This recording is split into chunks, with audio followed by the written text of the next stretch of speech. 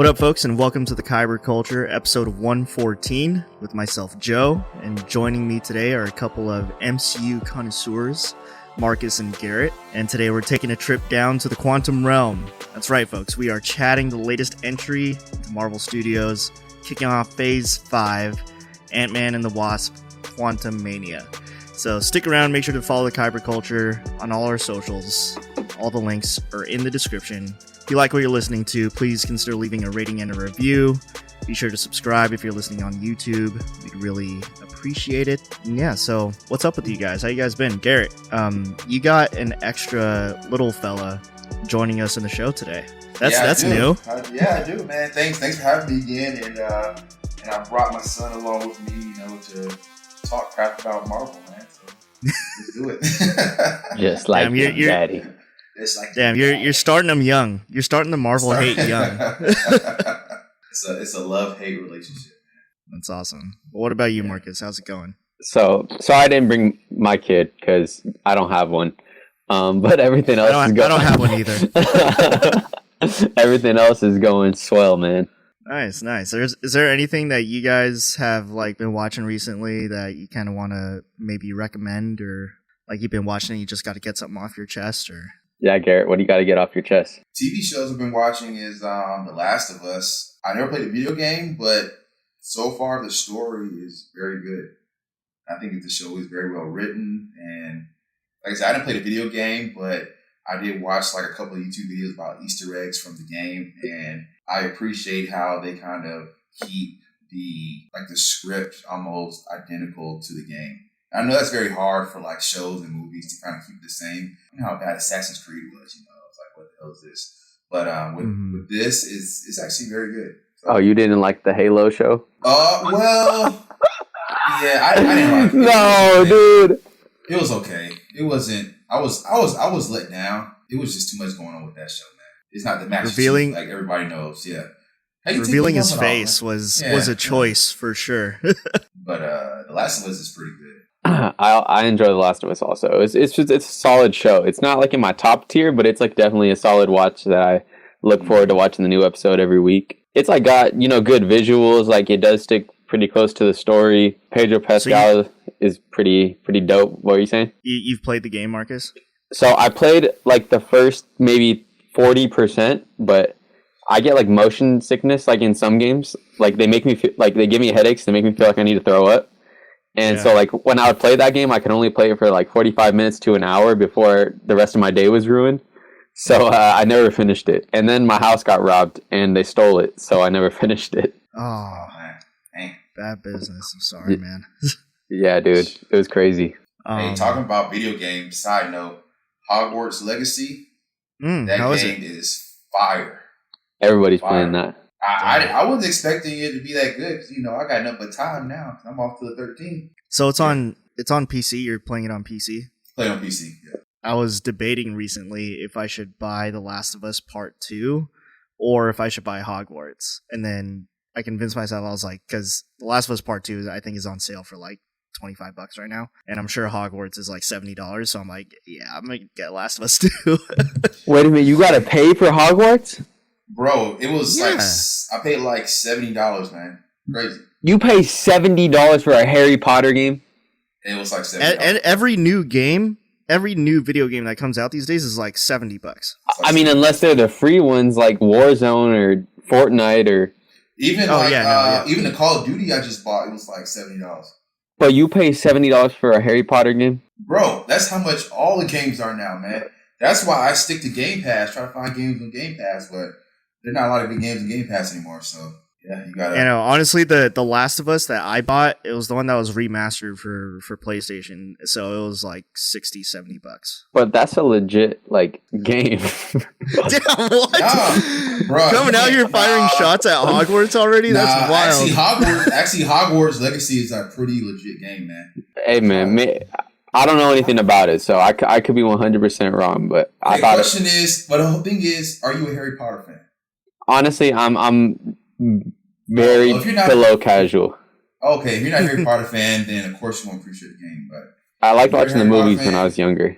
But if you like the Harry Potter movies, then it takes you right down memory lane, and like the details in the game were like on point. So wait. This is a question that I know me and Joe and all the listeners back home are wondering. What house do you belong to? Joe, what house do you think he belongs to? Slytherin. Yeah, I say Slytherin. That man is a Slytherin for sure. Damn, I am a Slytherin, but damn, that's messed up. I mean, yeah, 100% you're a Slytherin. Bro, you only know Gryffindor. Yeah, I knew you were a Slytherin, bro. Wait, you can't choose, right? Can you choose which one you go to? Yeah. Oh, and you willingly picked Slytherin. No. It picks for you. It asks you like a couple of questions, and then it just the sorting. And based on how you answer those questions, it sorts you to. They threw your ass in Slytherin jail, dude. You just ratted on yourself, bro. You answered those questions willingly. Honestly, I thought Joe was gonna give you like a noble answer like Gryffindor, and I was gonna be like the bad guy and say Slytherin, but he automatically just threw. He said this man's a Slytherin for sure. All of you are wrong. All of you are wrong. Well, yeah, no. Last of Us is very good. Maybe I'll get. Maybe when I get. Maybe next time I get paid, I'll fucking purchase Hogwarts Legacy. The PC mods that are out there are hilarious. Like I've seen people like you PC mod the broom that you ride, and someone's done Shrek for some reason. I'm like, that's fucking hilarious. You know, like who comes up with this shit? Bruh, they be PC modding like my racing games, and they had this one dude like sitting on a toilet like racing. I was like, bro, like what is wrong? What is wrong with y'all, man? I got no kind of sense, man. The internet is a wild, wild west. That's funny. It's so ignorant, man. No, I did see a pretty cool mod though. Someone modded the broom to like the car from the movies, so they're just riding around in the blue car. You know, the flying car. Yeah. Mm-hmm. Yeah, so that's kind of cool. But the Shrek thing is just absurd. I think that's hilarious, and that's the right thing to do. Speaking of Shrek, one thing that I did see this week that I need to bring up, not see, but resaw, was I just went back and I just watched the last 10 minutes of Shrek 2, and that's probably the best ending to any movie ever. Where Shrek 1 and 2 unironically are masterpieces. Dude, and then he said, "Go Mongo, go! Mohi, let's not the gumdrop buttons." And then at the end, dude, when Donkey and Puss are singing La Vida Loca, and they do their own spins like Puss and Donkey, y'all. I feel like movies like that, man, you don't really appreciate till you're older because you can like understand like the comedy a little bit more. I'm like, well, was it really for kids? Because I feel like a lot of the jokes, like I laugh more like rewatching, like you said, Marcus was like, damn, that's kind of like how it is with SpongeBob. When you watch SpongeBob, that's exactly what I was gonna say. I'm like, hold on, man, how's this so even for kids? They were wild in a Nickelodeon, dude. Since we're on the topic of Shrek, Marcus, I know you've seen Puss in Boots. I did see Puss in Boots. Now, from the ending of Puss in Boots, it seems like the franchise is back. But what did you think about Puss in Boots? Dude, that was quick. That was a good movie, dude. I liked it. It felt completely separate than anything in that universe, but like you said, it kind of revitalized it. I liked it though. It was a good movie. It was entertaining. It was fresh. Like it was like nothing we've seen before. Like me too. That's how I felt. It's pretty damn good. And because there's like 2 or 3 other Puss in Boots movies that I've never watched. There's other Puss in Boots movies? Yeah, no, there's like 3 other ones. And I'm like, and I never tried watching any of them. Only watched like maybe 10 minutes of Puss in Boots when he's like in the bar looking for like a mercenary or somebody or something. I don't know. That's Shrek, dude. They're looking for when Shrek goes to the bar looking for a mercenary, and then it ends up being Puss, right? Oh, I'm sorry. Yeah, see, never mind. I haven't seen Puss in Boots then. Nah. Garrett just lied to the people, dude. Hey, but don't listen to this man. It still had Puss in Boots in it, but no, I didn't watch that movie then. I told you I didn't watch the whole movie. You didn't see any of the movie. I never had a reason to watch Puss in Boots. Well, now you do. Fake Shrek fan. I never was a huge Shrek fan. I watched the movie, but not all right, fine. Shrek. That's fair enough. But okay, let's move on here. Let's talk just a little bit of news. Super Bowl was like weeks ago. Well, maybe a week ago. weeks ago, whatever. But got some cool trailers. Let's talk about The Flash. Oh shoot! I thought you were gonna say. What do you guys think of that Tubi commercial? Oh, the that's Tubi wild. commercial. Yeah, hey, wait, which one was the Tubi commercial? Okay, let's talk about that one first. Where it looks like they're turning the channel on you. Oh, like, yeah, shit. I looked at my wife. I was like, "Hey, yo, what are you doing?" And, hey, I know that commercial probably. Dude, a lot of families, man. I was getting ready to fire on them, dude. I looked. I said, "Who the F word is on the remote?" Wow. You can cuss on the show. It's fine. I didn't know how much I could cuss, dude.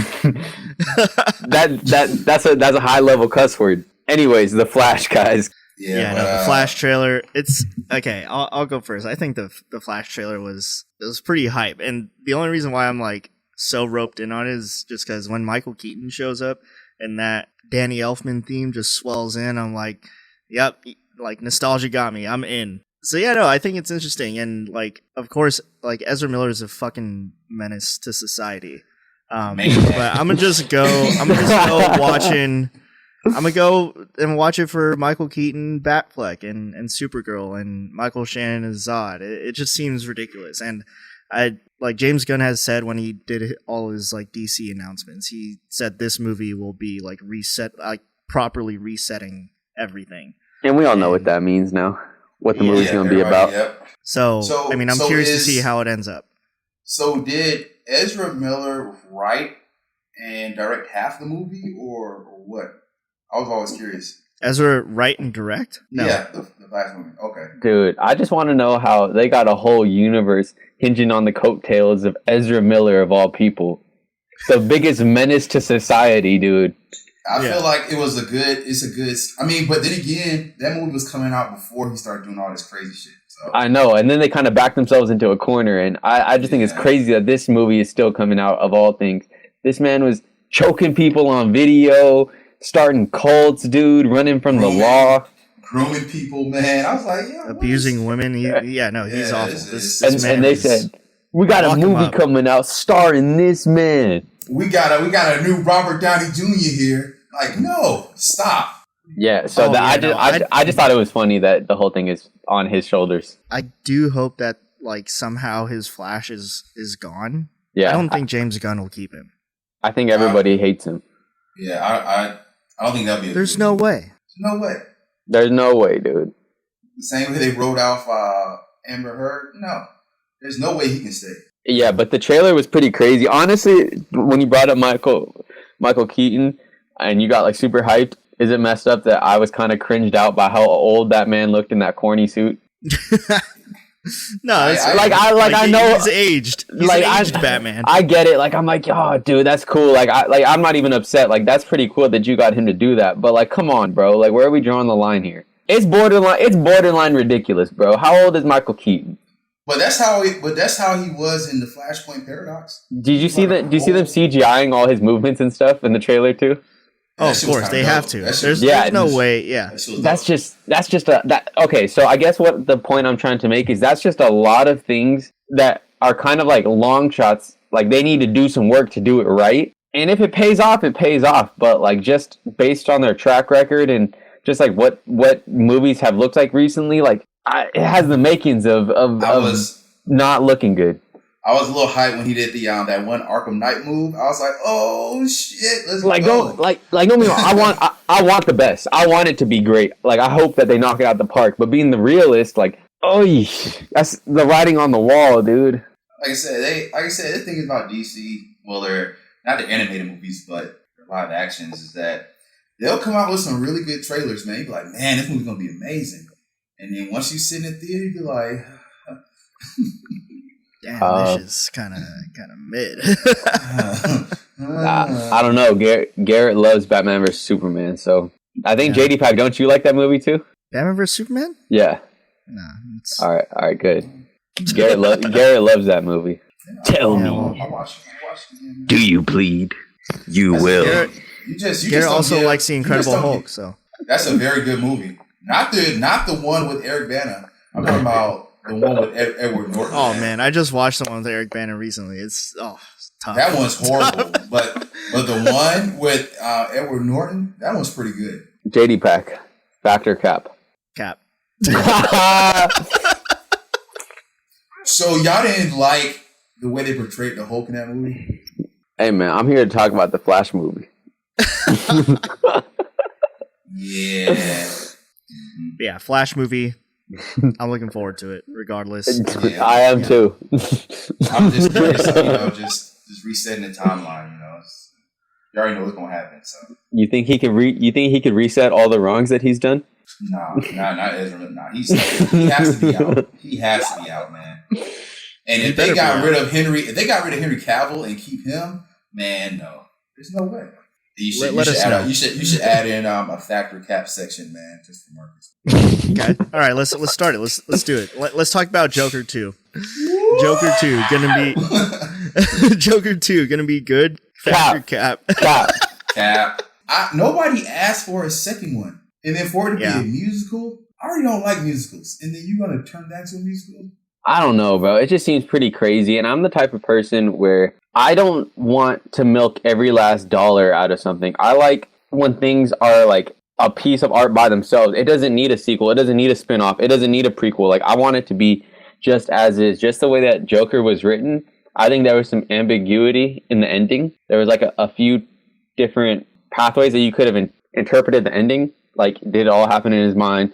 Did it all really happen? At what point did, his imagination start overtaking his reality? You know what I mean? And then when you make the sequel, it just kind of makes everything more linear.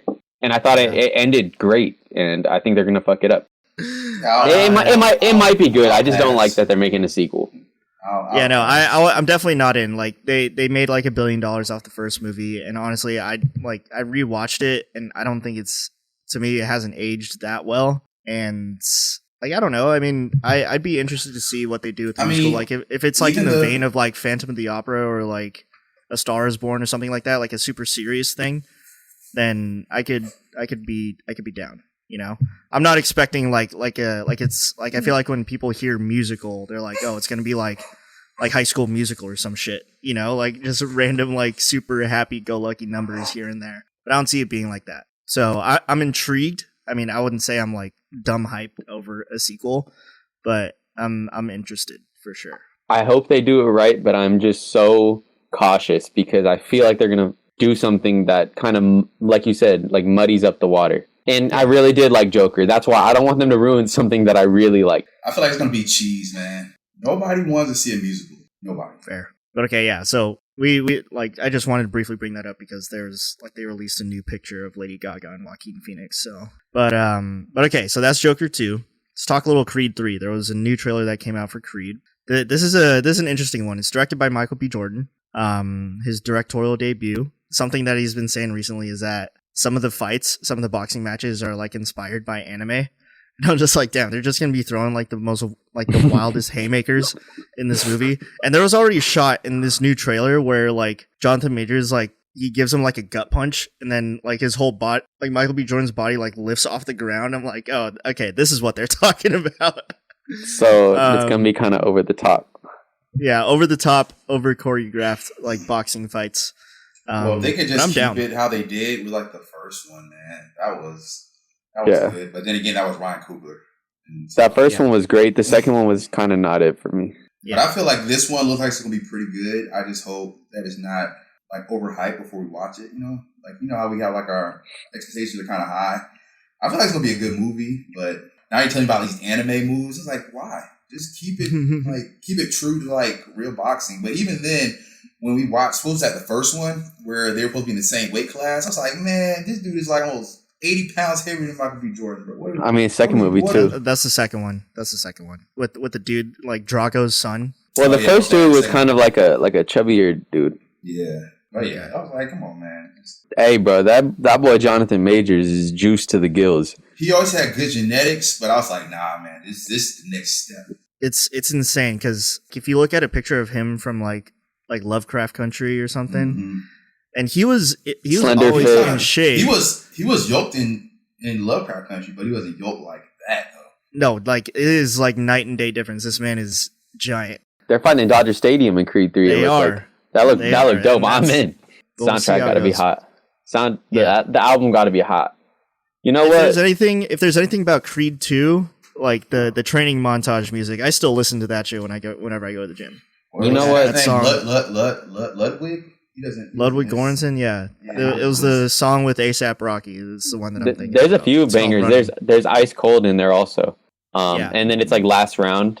I listen to that. I used to listen to that all the time at the gym. But one thing that I will say, here's another segment of Factor Cap, is movies need to start putting together like great albums, and real artists like need to make music for the movies, because I think it's good for everybody. It gets more exposure for the song. It kind of ties, music and film together, like all of like the media that's happening right now, and it kind of both people profit off of it, and it becomes an iconic piece of music.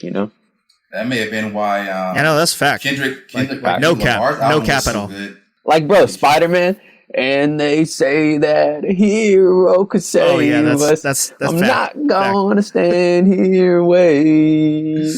And Sunflower, dude. Sunflower. Yeah. Like, there's so many good songs, dude. Yeah. What I've Done, dude, for Transformers. Transformers. What I've done. Oh, a classic. That's what I'm saying, dude. Like, and when you do it right, it just hits so much harder. So you're right. That's facts. That's facts. No cap. So I hope they come with a good album to that movie. It has to be good music. I mean, Ludwig is back to score it again, but like I hope that's great news. Some extra music. One thing that I am glad that they're not doing for this, like at first when I heard Jonathan Majors was cast, I was like, oh, they're gonna try and like follow the Creed 2 thing, and he's gonna somehow be Clubber Lang's son or something. I'm like, oh god, like please don't. That was like one of the things about Creed 2 where I was like, this isn't cool.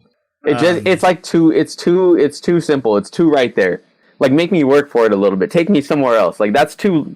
You didn't work for that. You said, oh well, let's do Drago, son. Like, I mean, let's just hope that Michael B. Jordan's acting has gotten better. I knew you were gonna throw that in somewhere.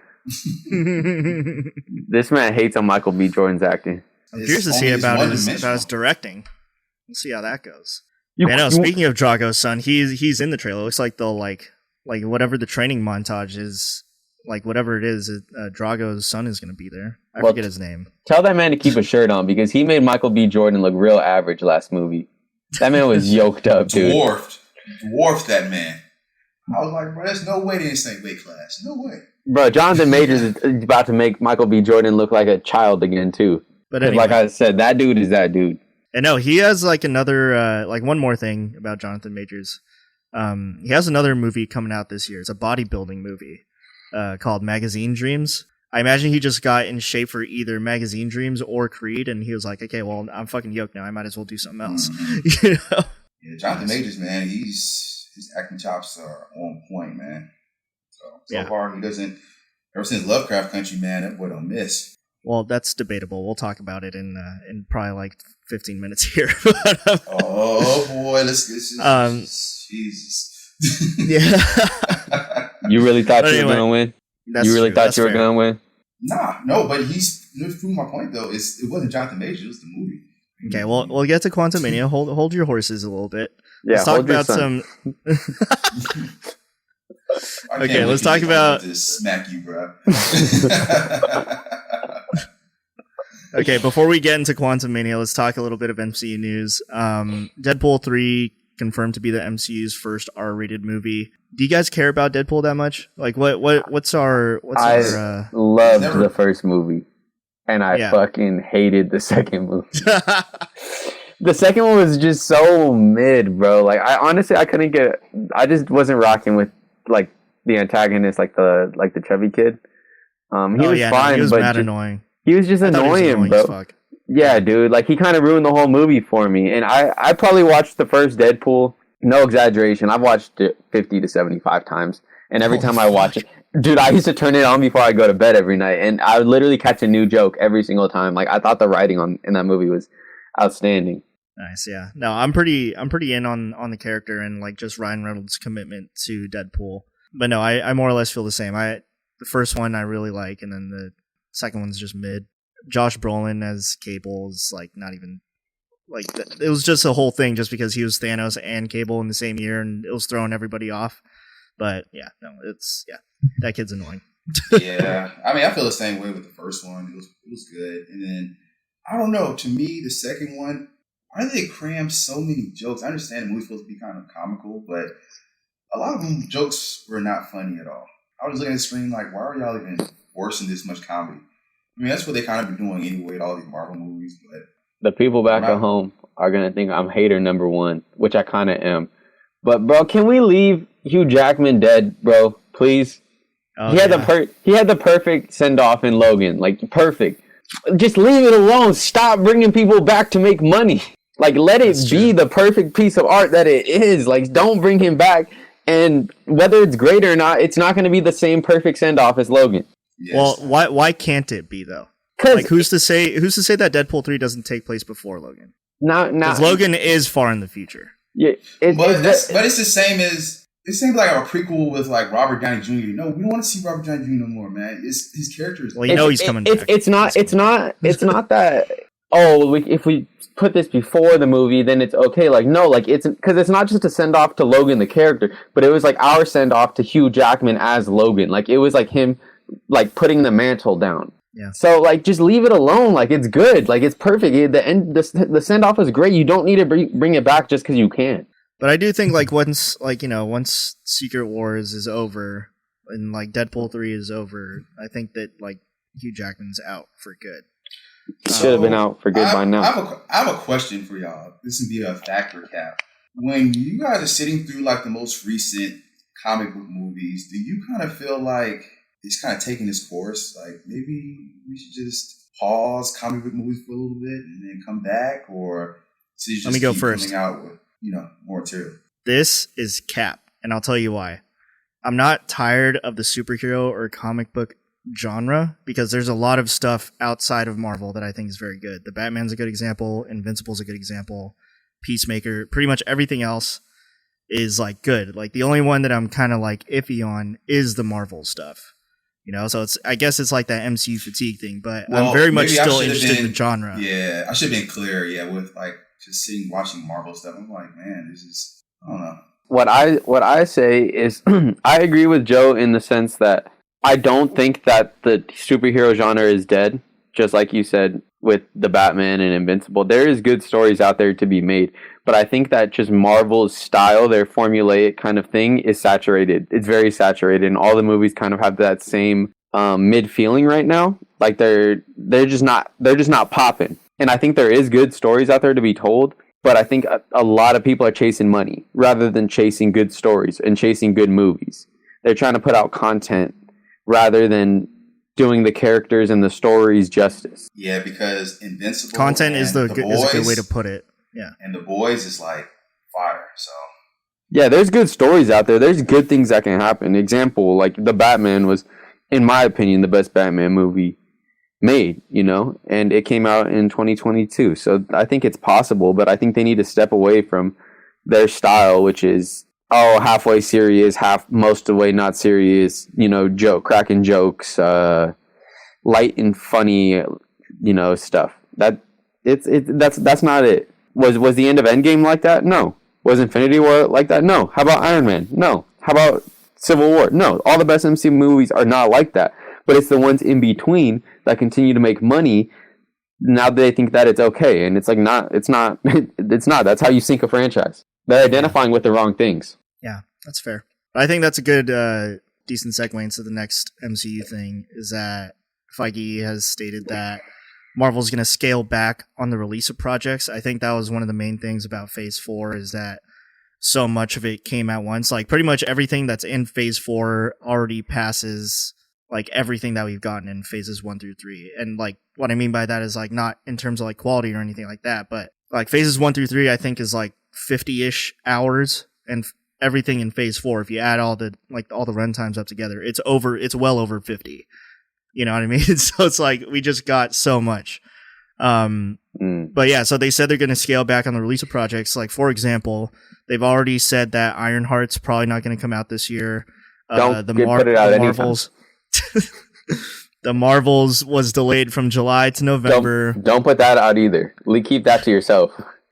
Shows coming out this year now are Loki Season 2, Secret Invasion, movies, Quantumania, which we just watched, and then I think we're still getting Guardians 3 in May. So I think this is the best thing that they could have done for the franchise. I think it actually, they actually listen to the fans that are just kind of like, you're doing too much right now. You're doing the extras. Yeah, you're being so extra right now. Like, I'm not gonna lie. I was a little excited when they first rolled out like the Disney Plus shows. I'm like, yo, we're probably gonna get some good shows me too. In between the movies. She-Hulk, all right, come on, all right. Ms. Marvel. Let's just come on, y'all. Let's just slow down just a little bit. But you know what? Because I was so used to remember like Agents of S.H.I.E.L.D., how they followed like the timeline of the movies, during each season. I was like, wow, this movie just came out, premiered on Thursday, and then the episode on that following week pretty much takes place right after the movie. So I was like, oh, that's pretty cool, man. But the thing about like Agents of S.H.I.E.L.D. too is that like it was the only show running. I like that it connected those dots. I'm not too big on Agents of S.H.I.E.L.D., but there's that little bit of connective tissue, I guess, which was fine. That's good. That's good that they're scaling back. And now that they're scaling back, I think they should really, really think about what stories they want to tell, and not just tell as many stories as they can tell. That's a good way to put it. Yeah. Because we didn't ask for She-Hulk or Ms. Marvel. Honestly, keep Moon Knight to yourself too. I thought I wanted it, and you guys messed that up. So keep that to yourself. I do want Oscar Isaac in the MCU though. I'm good on that's Oscar fair. Isaac. I don't even mind him as Moon Knight, but you got to do it better. That was not it. Yeah. Did it miss? I don't know if it missed, but it didn't hit. I give it a 7 out of 10. I give it a 5 out of 10. What would I give it? I think I might have given it a 4. I don't know. Or no, that would be an 8 out of 10. But yeah, so that's another thing that Feige said. I don't think it's on the horizon that he's not going to be getting a season 2, but he still will be a character, whether that means like a movie or just showing up in someone else's movie. Because I think Moon Knight character is interesting. It's just like the show wasn't. I think Moon Knight as a character is a very interesting character. But if you can't do it right, then don't do it. And I don't think they could do it right. Like I think what they were shooting for and what they went for is not what I want to see out of a Moon Knight show. And if you don't do it right, just keep it to yourself, because you're going to saturate it. And the more misses that there are in the world makes people less interested in that character, And Moon Knight himself isn't even a very big character. It's like, unless you're like an MCU stan or like a comic book guy, you don't really know who Moon Knight is. So his first exposure to the world is something mid. Like, no. Keep, like, you're ruining the man's name. Yeah. Okay. I want to ask you guys one more thing. So before we start talking about Phase 5, we have 4 phases of the MCU now. I want you guys to rank phases 1 through 4 by how much you like them. And you got to see what's in these phases too, because I feel like obviously the first one's going to be 3. I think we can all agree that phase 3 is going to be number 1. I don't know. I might say to shake things up. Damn, I don't know. There's some tough stuff in 1 and 2. I'll go phase 1. Phase 1 is number 1? No. I'm placing them. I'm going down in order. Phase 1, I'm going to go second. Phase 2. Yeah, phase 2, I'm going to go third. Phase 3, I'm going to go 1. And phase 4 is going to be 4, because it was a bunch of dookie. So in order from top to bottom, phase 3, phase 1, phase 2, phase 4. And I like my list. Yeah. I like my list. Not to copy your list, man, but I'm just looking. Phase 3 has to be easily number 1. Then phase 1. And then, because phase 2, Age of Ultron, I mean, they had like the Winter Soldier, but everything else was pretty mid, like the Dark World, Ant-Man, Iron Man 3. I mean, I love Iron Man, but Iron Man 3 was kind of mid too. Yeah, Iron Man 3 was kind of weird. And there's nothing in phase 4 that I really loved. Honestly, the best thing that they released in phase 4 was Shang-Chi and some of the TV shows. What do you think, Joe? What's your list? I'm looking at phase 4 right now. Phase 3, obviously, number 1. Come on, I'm torn on number 2. No. I wish you guys could see Garrett's face right now. I'm gonna go phase 2, number 2. You're tripping. Mostly because like I really love Guardians. Guardians 1 is probably top tier MCU movie. Winter Soldier is probably my all-time favorite MCU movie outside of Avengers movies. Who wants to guess what my third is? I think you're gonna try and shake it up and put Phase 4, but Phase 1 should be Phase the 4. second one. No, Phase 4 is number 3.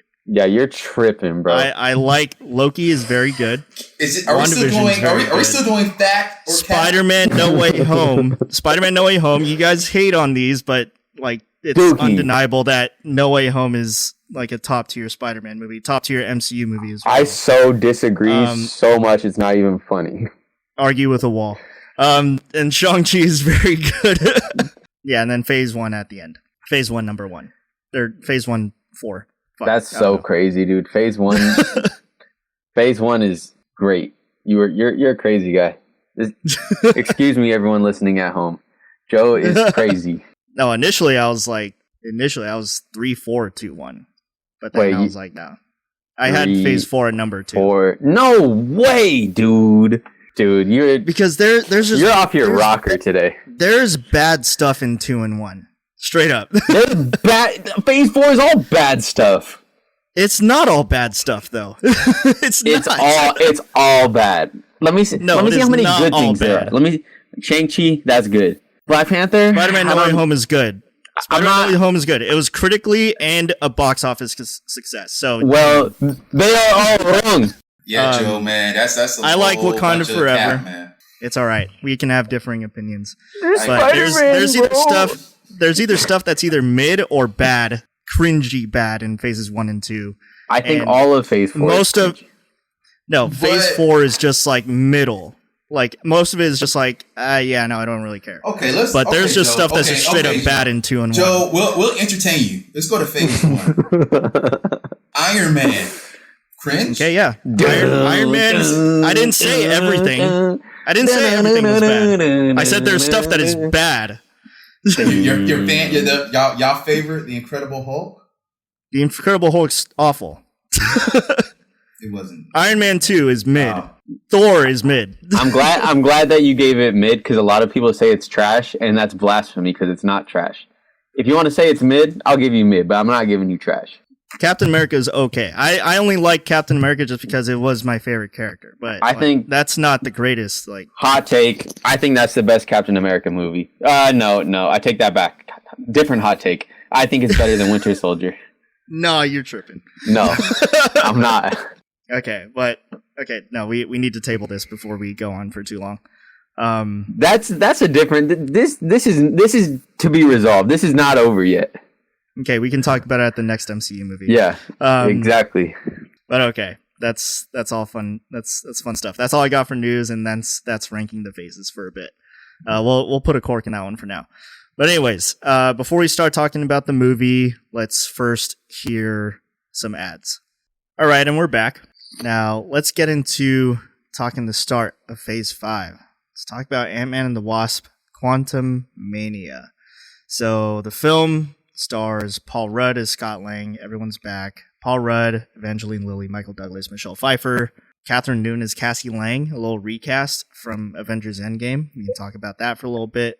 Bill Murray got like big cheers in the theater at my screening. I was like, what the okay. It's like, I know none of y'all know who this Krelar guy is, but I guess if you like Bill Murray, then I'm not going to hold that against you or anything.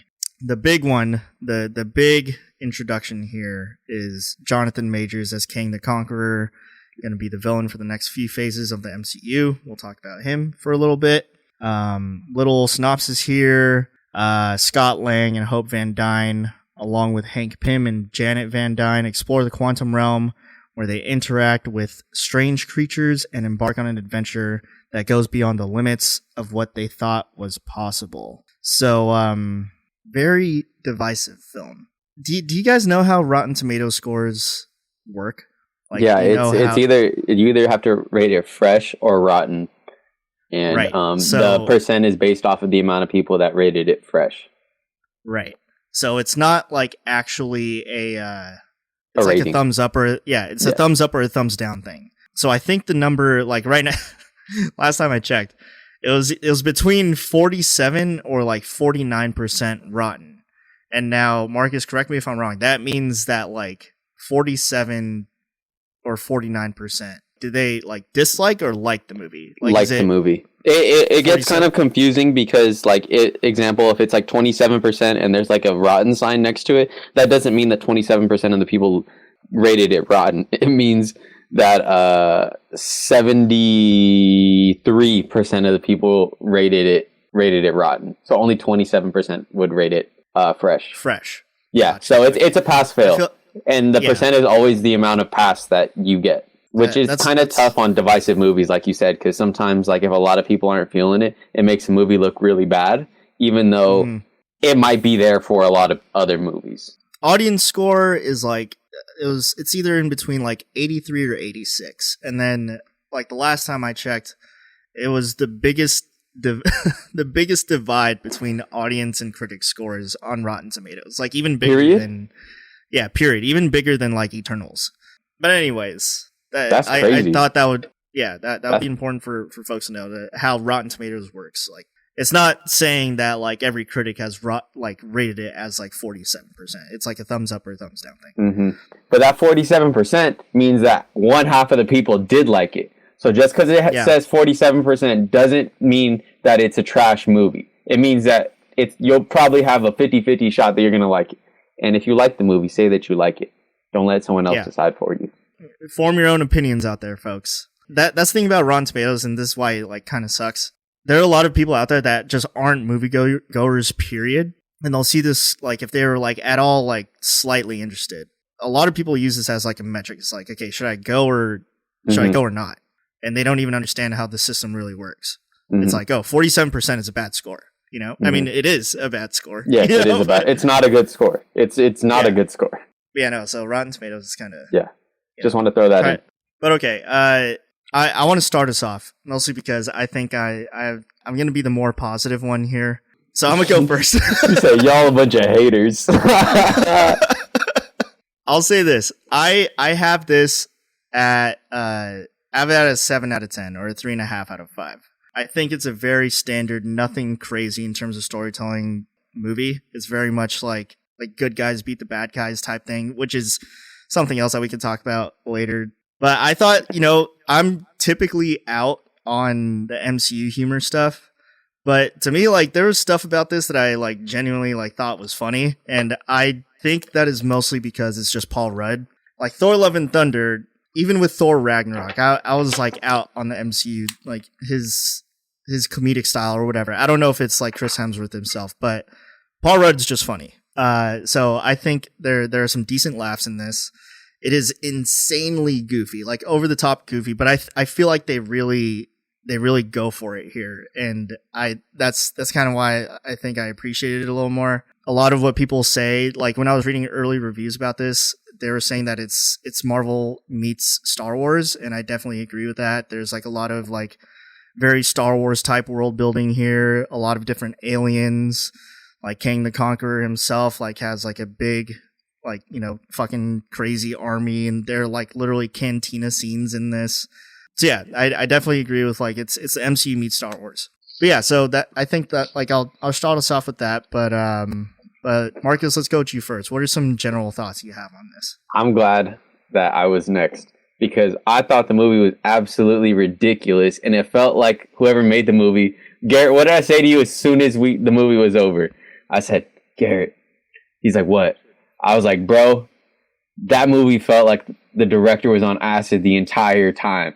And that's the thing about it too. It is so absurd and goofy and silly that you either buy into it or like you don't. It was trippy at some parts. Yeah. No, some of it looks like. I think some of it is a little much. I thought that it was trippy. I do like the trippiness. That was cool. The humor was kind of like over the top, as usual. The common theme. The CGI looked awful in some parts, like really bad. Like, and it usually is like the backdrop. The lighting. The lighting on them does not match the backdrop, and it just doesn't look right. It doesn't look real, and I don't know why in the last 5-10 years we can't get CGI right. But you take us back to the early 2000s, and the CGI just looks so much better. Example: Spider-Man 2 train scene. That CGI looks better than almost everything in the MCU.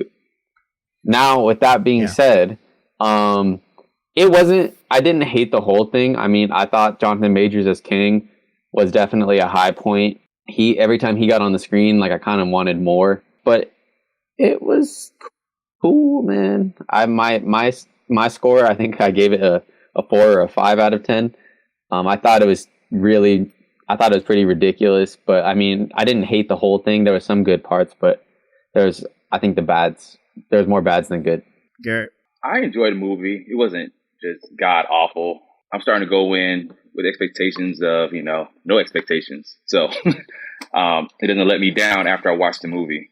There was a lot going on, a lot of trippiness, like Marcus said, but I feel like Jonathan Majors kind of carried the movie a little bit. He had like some really good scenes in there. Kind of let you a good backstory on who Kang is, and then moving forward with the MCU. Ant-Man, the movie itself was just like, his daughter needs to leave the MCU. She should have never came back, or she should have just stayed away. She just made, every time she said, "Dad," I'm like, just shut up. Just shut up. Like, stop talking. Like, But like I said, the movie wasn't horrible. I'd give it like a 6 out of 10. It was okay. It was the Ant-Man movie, But like I said, if Kang wasn't in that movie, then it would have been another huge MCU dud like Love and Thunder. But luckily, Kang kind of carried the movie a little bit. That's the only reason I give it a 6 out of 10. It's because of Jonathan Majors. I feel that. Let me ask you guys this real quick. First 2 Ant-Man movies. Are you guys even in on the Ant-Man movies at all? Yeah, they're fine. Yeah, they're good. They're good. But I think like place fillers. I think they kind of were more self-contained than this. Like, this was a big movie. Like, it was like absurd. You know what I mean? Like multiverses, and like you said, Star Wars. Like, as I was watching, I was like, "Yo, this is straight up inspired by Star Wars and borderline rip off Star Wars." Like too much. Like, it was so obvious. But like the first 2 movies, they were very contained in themselves. Like, it's just Ant-Man, and it's like modern day stuff. So I mean, yeah, they're fine. I don't hate them. I'm not hating on them. They're good. So then, what do you guys rank them 1 to 3? How do I rank them? Well, Garrett, do you like the Ant-Man movies or? Yeah, I mean, like I said, they're good place filler movies for me. They're not like I would rewatch them, but so rank them. I will give actually kind of like Ant-Man 2, Ant-Man 1, and then Quantumania, because like I said, they were like really good place filler movies, and then I think they came with so much with the third one, trying to make it more than just like Marcus said, way more than an Ant-Man movie than it needs to be, and it was just a little bit too much dip on his chip, like Eddie says, man. Mm-hmm. Yeah. What do you think, Joe? Honestly, to me, I think the first Ant-Man is like a solid origin movie for the character, but I will rank them. I do like Quantumania more than the other 2. So I would go Quantumania, Ant-Man 1, and then Ant-Man and the Wasp. I feel like for a while the MCU had like this thing where it was like every origin film just had the villain as like a literal copy of them, just bad, you know? Mm-hmm. And so that's what the first Ant-Man movie was. That's what Iron Man was. That's what Black Panther was. So I was like kind of like, whatever on that. Yeah, Hulk. And Ant-Man and the Wasp too. I mean, I feel like that's one of those, like, I think place filler is a good word, because I feel like with both movies, you just really watch them for the post-credit scene or like how it connects. I mean, both Ant-Man movies have like a pretty important things to them for the bigger picture, for phases 1 through 3, like Ant-Man 1, it's like, okay, traveling to like another realm or whatever. Ant-Man 2 is like, okay, like we can actually like bring people back and like introduce time travel or whatever. But yeah, no, I mean, like they could have renamed this whole movie Kang Origins or something else than Ant-Man. We'll talk about Kang in a little bit, but yeah, so that's my rankings for him: Quantumania, Ant-Man 1, Ant-Man and the Wasp. Marcus, did you say yours? No, all of us are different. I think I'll go 1, 2, 3. Nice. But okay, so just to go back to Cassie, I didn't really care for Cassie in this. A lot of people really like Catherine Newton in the role, but I'm like, I just didn't really care for it. Like, I would have preferred to have the Cassie that was in Endgame. I agree. I don't know. In that one scene that they had together, there was more there was more emotion and chemistry between them two than in this one. Yeah, I agree. And something else that I thought that they were gonna have in this was like from the trailers, I assumed that because Kane kept on talking about like, oh, you missed out on all these years with your daughter, and like I can give that to you. And I thought they were gonna explore like, okay, like what is like Scott and Cassie's relationship like right now? You know what I mean? Like, because you missed out on so much time, like, are they even like cool with each other? And in the movie, it's like yeah, it's fine. Like, it's not like you were even gone for 5 years, you know. So I feel like that was like a big miss there. It wasn't really too big on Cassie. Another point I want to bring up, I was kind of mixed on this. Let's talk about MODOK. Darren, he's Darren. Dude, Darren. Me and Garrett said he's the new "Do You Bleed," bro? Because his mouth was not synced up with like the words that were coming out at the beginning, bro.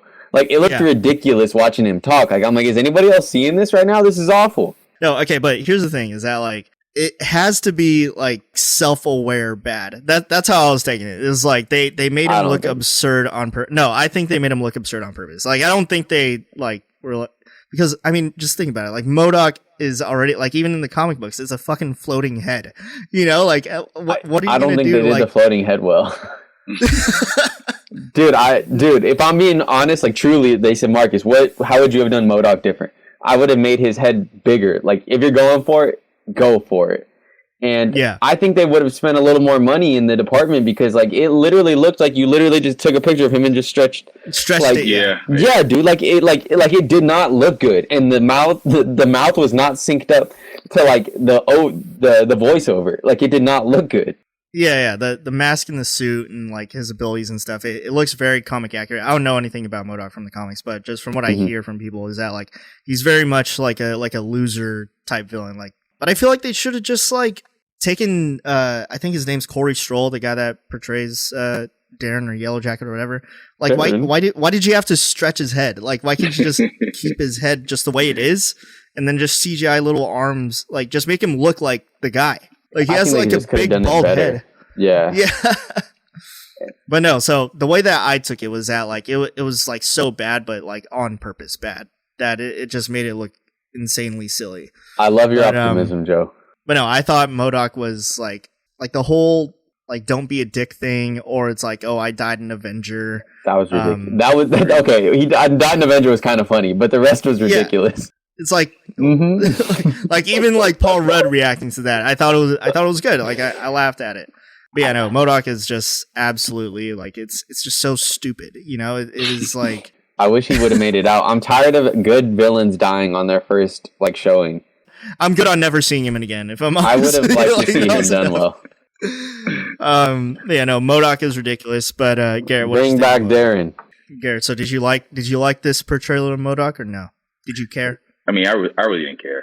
Didn't really care. Like I said, you know, the best part about the movie was Kane, and that was it. We sat through, what is that, 2.5 hours worth of Ant-Man, a whole bunch of trippy shit, annoying ass daughter, and she kept Bill saying Murray. Sorry, but every time and Bill Murray, every time she kept saying sorry, I was like, just shut up. We know you fucked up everything, so stop apologizing. And then when she tried, and then the heroic shit she tried to do was just so cheap. Oh yeah, no, okay, absolutely. The whole hologram sending out to like call all the people to fight. That was definitely cringy.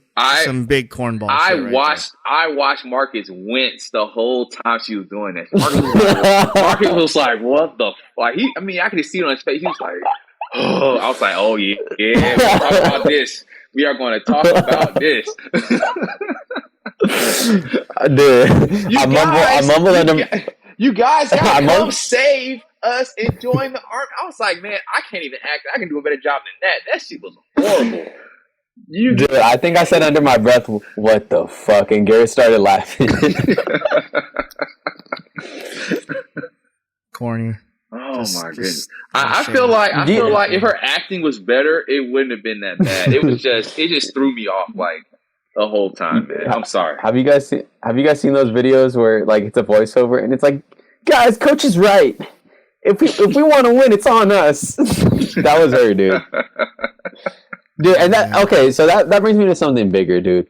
I don't care about no Young Avengers, dude. I don't want no Child Avengers team. Like, leave that to yourself. Like, we don't need no Teen Titans type of stuff. It's not established. I don't care about no Young Avengers. I don't want to see baby Ant Girl and baby Black Widow and all this. Like, get out of here with that. Just keep it the Avengers. Oh no, I'm definitely a fan. Like, I assumed that as well, that Yelena would be, like, Florence Pugh's Yelena would be part of the Young Avengers, but she's not. She won't be. At least she's gonna be a Thunderbolt. Thunderbolt, yeah. Yeah, she'll be a Thunderbolt. I do like Yelena too. I think it's mostly because I'm a Florence Pugh fan. But yeah, I know you are. But no, Cassie. Yeah, that whole thing was very. And the baby Black Panther. The baby Black Panther. Yep. Oh, here we go. But what I did think, like, the one funny thing the one funny moment is, like, when Scott and Cassie are, like, giant and then they hug each other. I thought that was kind of funny. I honestly didn't know if they were giant until they told me that they were giant. Yeah, no, that's another. Yeah, that's where the CGI gets all muddled, because, like, if they weren't, like, editing in those, like, giant loud steps, it's like they just look like they needed to have something for reference. Like, yeah. Let's talk about the highlight of the film. Let's talk about Kang. I'll start us off. Garrett, because you already said that you liked Kang in this, more or less, yeah? Yeah. You thought he had a good backstory? I'll actually disagree thought you were gonna win. That he was actually, like, very underwritten in this, and we didn't get a whole lot of backstory, because there's a scene where he's talking to Janet, and I'll say this real quick too, is, like, the scenes between Janet and Kang were the highlights for me. Just them going back and forth was pretty good. Like, there was a scene where he was like, "Oh, like, you have no idea what I've lost or, like, what I've been through." I'm like, okay, well, what happened? In due time. Yeah, maybe someday. You know? I think they're gonna elaborate on that later on. Yeah. Yeah, they have to. Especially because I like this version of Kang. I do like this version. Like, I like the suit. It's very comic accurate. It looks dope. I like this version of Kang. So I don't think he's done. I think that the other ones are going to be placeholders, and this is going to be the one. The main one, yeah. Yeah. Yeah, we'll see. But I definitely wanted more of him. He didn't come in the movie until, like, halfway through. Yeah, like, they had him, like, with a brief, like, opener scene. Yeah, opening scene. He was, like, and on then, for a while. Yeah. His presence in this, and Jonathan Majors just doing such a good job, was enough for me to, like, be, like, invested for the next few phases. Like, it definitely brought me, like, back in, because I just want to see more of this guy. I think I feel like they have to really insert him in a lot of the future projects leading up to Kang Dynasty and Kang Dynasty and Secret Wars. Like, I'd be bummed out if he was only in, like, Loki season 2 and then Avengers, Kang Dynasty, and Secret Wars. I feel like that'd be a waste of talent. Just go back to Kang for a little bit. Like, every scene he was in was very dire and very serious. There was none of that Marvel quippiness in there. I hate that. And yeah, no, the Marvel quippiness I'm out on. That's what I was, like, mentioning earlier, is that, like, the Marvel humor, I'm usually out on it, but for this movie, it kind of worked for me. But before we talk about post-credit scenes, what did you guys think about Jonathan Majors' debut as, like, this version of Kang? 10 out of 10. I don't know about 10 out of 10, but I liked it. I'll give him a 10 out of 10. I liked it for sure, yeah. I think that man got the sauce, and I hope they let him just wreak some havoc, because I like Jonathan Majors.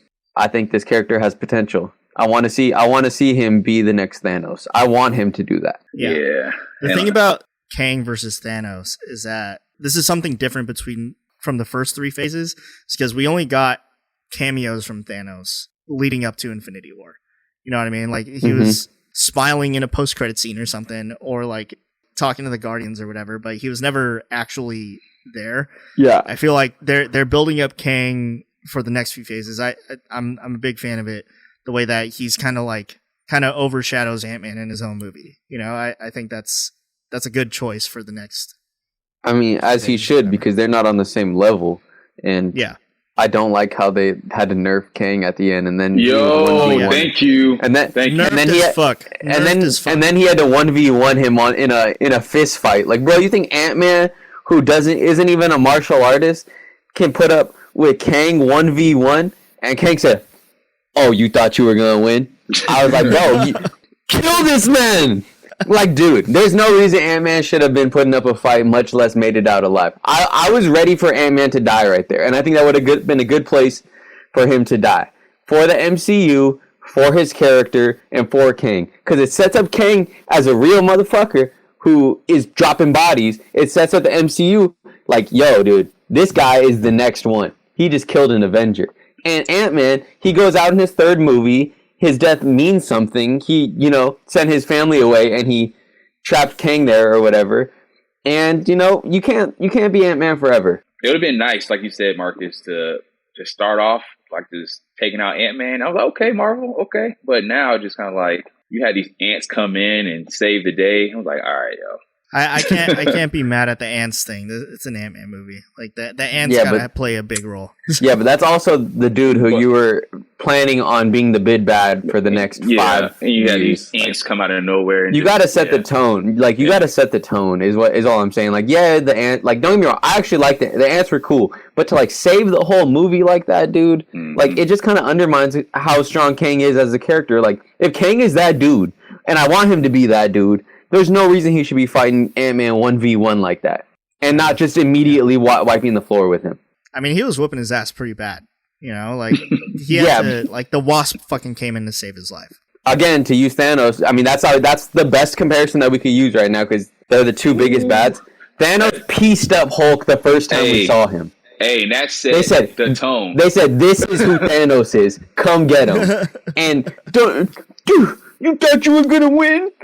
And then he still lost to Ant-Man. That wasn't Captain America, or Black Panther, or Thor, or Captain Marvel, or even the Hulk again. Imagine the Hulk comes back, gets his ass beat. I'll say this though, like, I don't think this version of Kang is gone. I think there's like that little multiverse battery probably just like he's just probably trapped in the battery and he'll get out somehow. That's the thing about this movie that I think brings it down as well, is that it's very inconsequential. That's what I'm trying to say. But okay, so post credits. Okay, so first one introduces us to the Council of Kangs. There's like millions of variants of Jonathan Majors out there. I believe the 3 main ones that we saw here in the comics, one's Rama Tut, the other one is Immortus, and the other one is Scarlet Centurion, I think. But they're pretty much just all tripping, because I think what the whole multiverse war thing that they keep on talking about here is each Kang, I think, represents their own timeline, and they're all like trying to fight each other to preserve their own. That's I think that's pretty much the premise of Secret Wars, except it's not Kang fighting for the timeline. It's like the heroes from each timeline fighting for that timeline, if that makes sense. Yeah, it definitely makes sense. There's a whole bunch of Kangs here. I don't know. I don't really know what it all means, but I think it's all crazy. So we'll see. I think it's a good tease for the future. But did you guys like this first post-credit scene? Yeah. I did. I hope they do it right. I mean, it has potential. Like, we'll see if they capitalize on it. Yeah, I'm pretty much all in on them, and we'll see how they go forward. No expectations here, but hopefully they can actually put together a movie that's just not goofy anymore and nerfing the big bad. So fair enough. Yeah.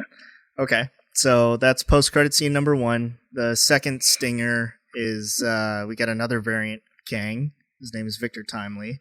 This is essentially a tease for the second season of Loki. I'm personally a big fan of Loki season 1. But yeah, no, I'm like, there's not much else to be seen here besides the fact that Loki and Mobius are back together. And we get another variant of Kang, and Jonathan Majors stays working on movies and TV. So that's cool. Good for him. But Garrett, what did you care about this? But yeah, it was cool. Like I said before, it just goes into a show. So I mean, I'm curious to see how they go with season 2 of Loki. But I mean, other than that, it was okay, cool, another show to watch kind of thing. It wasn't like, oh my god, But we already knew from the end of season 1 of Loki that he was going to run into Kang. It could have been something else as far as the post-credit scene. Yeah, but I feel like they wasted like a good opportunity there as far as having something. Well, when was the last time they had a good post-credit scene? Let me ask you that. It's usually whenever they have 2 post-credit scenes, it's like the first one is significant, and then the second one is like a gag. So I was pretty like satisfied with both of these because they both kind of give you the next story, the next thing to follow. I think as far as post-credit scenes go, these were some of the better ones that we've gotten recently. Because I think that something that they were so great in before was their post-credit scenes and setting up their future stuff. But now there's so much future stuff. I feel like none of the post-credit scenes really do a whole bunch anymore. Like, I can't lie. This is probably the most fulfilling post-credit scenes we've gotten in a minute. And I wasn't like, whoa, you know? Yeah, I was like, okay, there's the rest of the Kangs. Okay, that's pretty cool. And then like, oh, look at like Kang is down there with Loki now. He's old school. Yeah, no, I definitely thought they were good. I liked them both. Looking forward to Loki season 2. I don't even know if there's like an official release date on that. But yeah, so I think that's the review. That's the movie. Any final thoughts from you guys? Marvel needs to quit being quippy and stop caring about, it sounds really stupid, making as much money as possible and focus on making good movies and telling good stories. And I think that's how they get the MCU back on track. Yeah, like I said, you know, as much as I talk about MCU, I'm going to still get my tickets for premiere night. But yeah, I'm just curious to see where they go. You know, the rest of these movies coming up and TV shows. You know, expectations are extremely low. Unfortunately, Marcus, it's always going to be about the money. You know, they are bringing in like tons of money off the movie. So, that's why they're going to keep doing it. Yeah, they're going to keep doing it. I mean, we'll see. You know. Like, you know, when we watched, like, you know, Endgame and Infinity Wars, I feel like they were on to something as far as, like, kind of like the darkness and, you know, just tapping people and the way they double tap Vision. I was like, I want to see stuff like that, you know, but now moving forward, it just feels like it's like a little, not, maybe if they make it a little bit darker, take away the humor a little bit. I got to say this, though. I will say this. I think it's totally unfair to be comparing everything that's been in Phase 4 and even Ant-Man to be like, okay, it's not Infinity War Endgame. And why not? But I guess the reason why we're doing that is because that's the last good thing that they've really put their stamp on. Like, that was great. Like, everything else has been kind of mediocre to like, yeah, that was good. Like, WandaVision, yeah, it was good. Like, very good. Like, Loki, yeah, it was good. Mm-hmm. But it wasn't like leaving us like Endgame or Infinity War, and it doesn't even have to be those. You could talk about Civil War. You could talk about Winter Soldier if you want. You could talk about like all of. I mean, there's just good movies, and these just haven't been up to that same level. So I guess that's why we keep referring back to Endgame and Infinity War, because that's the last time that we had it like that. Okay, so but here's the thing: is like why I say that you can't do that is because both Infinity War and Endgame are the conclusion of 10 years of storytelling. And even those other ones you mentioned, Civil War is a conclusion to a trilogy. I would love Winter Soldier is a sequel. I would love to take it back. I would love to take it back to Phase 1, where Iron Man, first movie of the whole shit, is arguably the best movie that they've put out. And it's not quippy, it's not cheesy, it was like if Iron Man was real life, and now they can't go 5 minutes without making some corny joke about. Okay, well, I'm just saying, like, and Feige has been out there saying this too, is that the whole point of Phase 4 was rebuilding and resetting and introducing new characters, and that's exactly what Phase 1 was. So you're going to disagree with the president of Marvel Studios because he's saving face. He's saving face because he knows everybody's saying this. Saving face. No, that's what I've said. Phase 4 is. That's what Phase 1 was. It's building up, and we're not going to be on here saying that everything in Phase 1 was a hit. Everything in Phase 2 was not a hit. Up. All that Phase 3, but there was hits in Phase 1. There was a bunch there were, but not all of them were. But there was hits. I don't think Phase 4 had any hits. No hit. Zero. Okay, well that's fair, but you know Phase 4 had hits. Like there's like that's like facts. I don't. You just mentioned like 4. You just mentioned 4. I'm sorry. I'm thinking Phase 5. I'm sorry. That's my. Well, we just started Phase 5. Well, wait. Then what's the hit in Phase 4? You just mentioned Loki, WandaVision. They're not Spider-Man No Way Home to me. Those are very bottom of the barrel hits. Like, they were good, but I don't know if I'm putting them in the hit category. Like, when I'm talking hit, I'm talking elite tier. Just said like 5-10 minutes ago. WandaVision, yeah, it was good, but is it in that elite tier? I mean, if it is, it's at the bottom of that elite tier. Yeah, Joe. That's fair. I guess but like to say it's not. Yeah, no, I think you guys are a little too much. With, no. He's talking about he's building up. No. You can't build up with a whole bunch of mid. At least have some good stuff in there, man. And a lot of that stuff, you don't even have Phases to have 1 and 2 is a bunch of mid. man. They're Okay, you have 5 projects in Phase 1. Iron Man and Avengers, the only 2 good ones.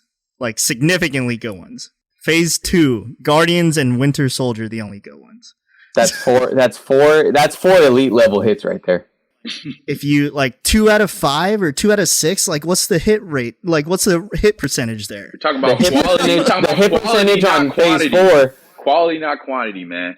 Yes, and the hit percentage in Phase 4, I think, is much low. I think it's 0. And if you want to twist my arm to give you WandaVision, I'll give you WandaVision. That's arguable.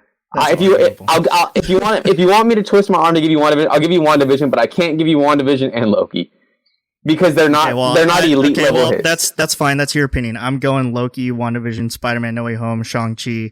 That's already it's not fair to compare them to Infinity War and Endgame because that is the definitive end. Okay, I'll compare 10 years of build-up. Like I said, I'll compare them to Iron Man. I can compare them to Civil War. I can compare them to Civil War, to Guardians. I can compare them to... Like, I don't have to use Endgame. I told you when I first explained this, I'm using Endgame and Infinity War not because they're the best, but because they're the most recent. The most recent part where they were in their bag. I think it'd be more fair to compare, like, Phases 3 to Phase 6. I think it's like a wait and see. We've been doing a lot of waiting because and seeing. that will be the culmination of these years of storytelling. We were hyped up for Spider-Man. We were hyped up for Doctor Strange, Multiverse of Spider-Man Madness. was good, dude. Spider-Man was good. Y'all are crazy.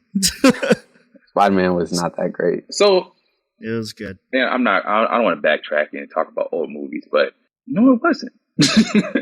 We already knew. We already knew they were coming back. We already knew Andrew Garfield. I think that's on you for looking into spoilers, though. No, I didn't. Listen, nobody did. Listen, if they show that Green is the most Goblin, leaked movie of all time. No. If they show Green Goblin, Doc Ock in a freaking trailer, you knew they were coming back. If they show Electro, I was like, oh yeah.